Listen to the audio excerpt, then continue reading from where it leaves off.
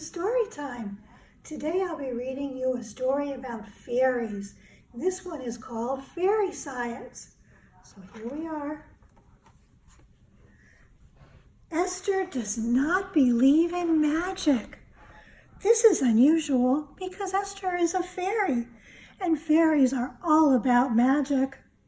They use magic wands, and they mix magic potions. Some fairies even make magical fairy dust. Esther is pretty sure that's just dandruff falling.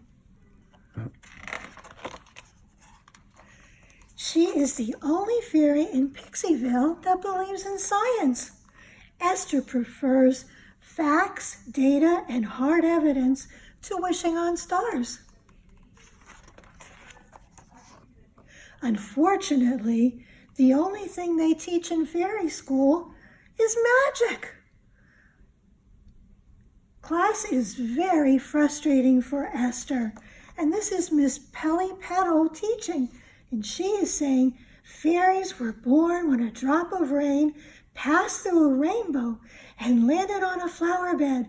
When the flowers bloomed, the first fairy took flight.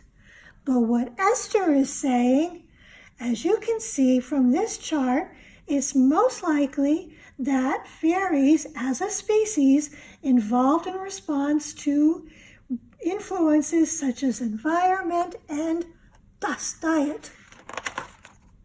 It's a lot different. Esther can't help observing the world differently from everyone. Where other fairies see a path to a hidden treasure, Esther sees water and sunlight colliding, and that's a rainbow. The water helps let us see all the colors that are hidden in the sunlight. Where there are dangerous omens, she sees condensation. Where they see the faces of spirits, she sees erosion. The rocks get worn away, and that's what it looks like. Esther can't wait to teach the scientific method to her fairy mates. First of all, you ask a question. Then you do some research to find out more. You make a hypothesis, which is a guess. You do experiments. You study the results. You draw conclusions. And her fairy mate says, "Can't you just do magic?" She shows them the periodic tables. This is a list of all the elements that make up the whole universe. But her fairy mate says, "No, not all of them. Where are the dreams, the wishes, and the sunshine?" She even demonstrates gravity. You see, when things fall, they fall down. But the fairies are saying, "But we're magic and we fly up."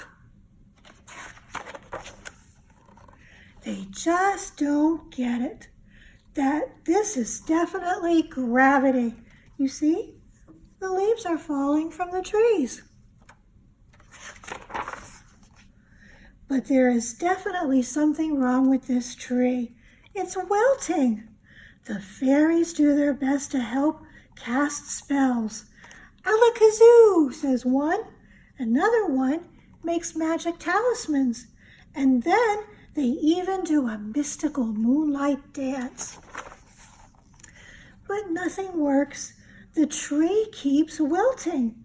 Esther asks a question. Why is this tree wilting? She does some research. She makes a hypothesis, and she tries some experiments. She studies her results. At last, Esther draws a conclusion. This tree needs more, what's that?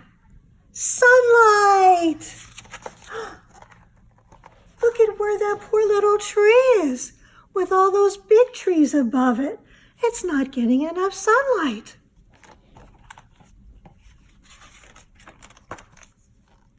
Now she waits for the sun to do its work. And she waits, and she waits, and she waits until at last the tree is beginning to look perky. There are new sprigs of leaves and growing. She did it.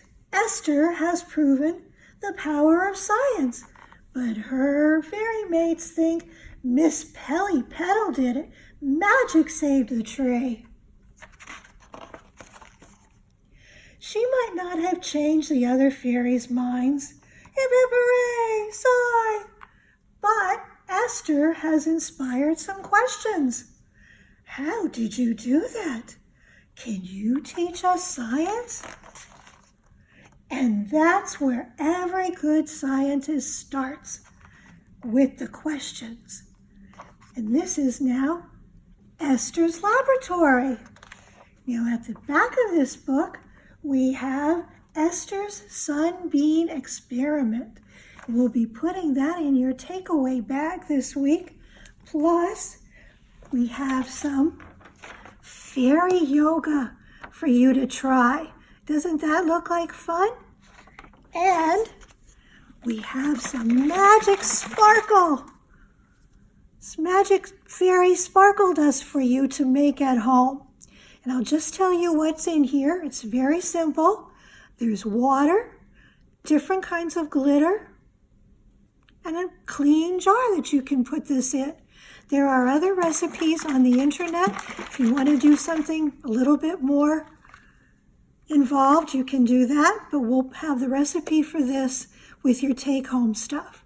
So have a good summer, stop at the library, and I'll see you next time. Bye.